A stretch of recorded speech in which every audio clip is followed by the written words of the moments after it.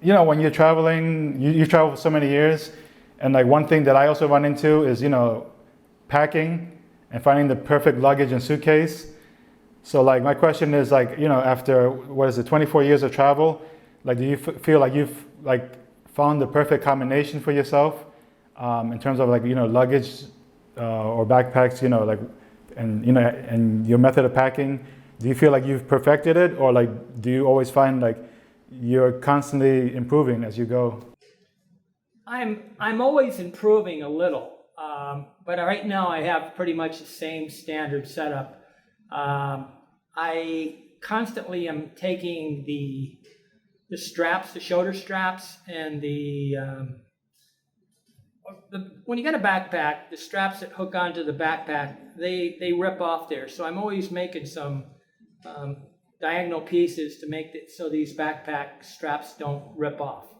And I'm always reinforcing them. I mean, I'm always adding extra loops on the outside of my backpack so I can tie things to my backpack. Straps on there, they're all over the place. They're on the different types of straps. But the bigger problem on the travel is Europe, okay? Because Europe, you know, it's a small place. Europe's only the size of the eastern part of the United States, and you can pass through countries really fast. And airfare is cheaper than the buses. Okay, so you want to get on a plane, and then if you get on Wizz Air or Pegasus Air, they only let you have 15 kilos.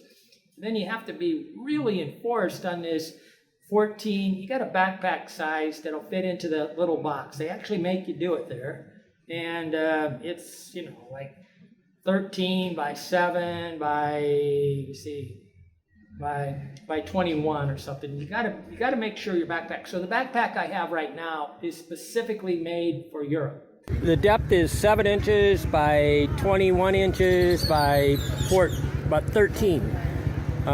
What they'll say for the size is 22 by 8 by 14. So what you got to do is get your backpack like 1 inch littler than that. They want to sell you backpacks exactly the size that's supposed to fit in the container, and they don't fit it in the container.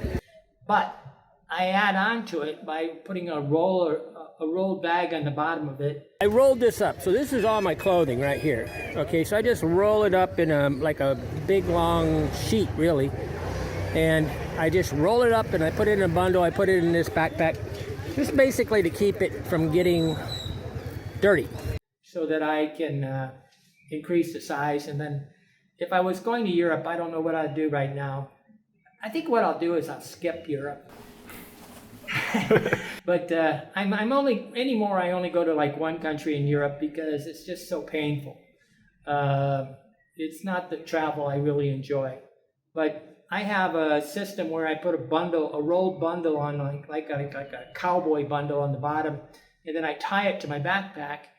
And that's really helpful in countries like Dominican Republic, where they have motorcycle taxis. And that backpack props it up so that I don't fall off the back of these motorcycles. And because it's really dangerous to be on, like in a lot of Africa, they only have motorcycle taxis.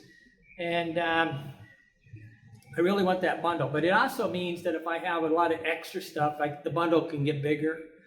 And but my actual main backpack's the size of a Wizz Air, Pegasus Air carry-on. And then you have this expandable backpack. And it also makes me look scruffy.